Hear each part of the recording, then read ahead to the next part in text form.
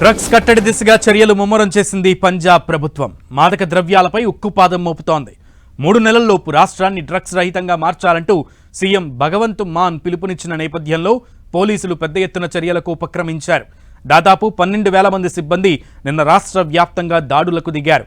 దాదాపు 750కు పైగా ప్రాంతాల్లో తనిఖీలు నిర్వహించారు.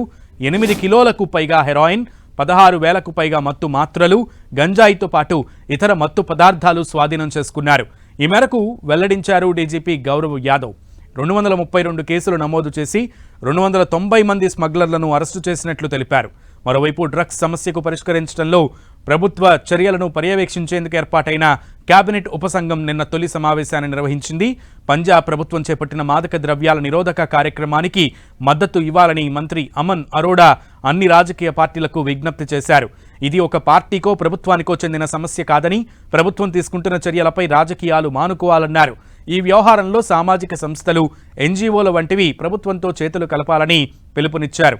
మరోవైపు కేబినెట్ ఉపసంఘం భేటీ అనంతరం రాష్ట్ర ఆర్థిక శాఖ మంత్రి హర్పాల్ సింగ్ చీమా మాట్లాడుతూ మాదక ద్రవ్యాలపై ఆ ప్రభుత్వం యుద్ధాన్ని ప్రకటించిందన్నారు. త్వరలోనే రాష్ట్రంలో ఒక్క డ్రగ్ పెడ్లర్ కూడా కనిపించబోరని తెలిపారు. పోలీస్ చర్యలను పర్యవేక్షించేందుకు కేబినెట్ ఉపసంఘం సభ్యులకు వివిధ జిల్లాలను కేటాయించినట్లు తెలిపారు.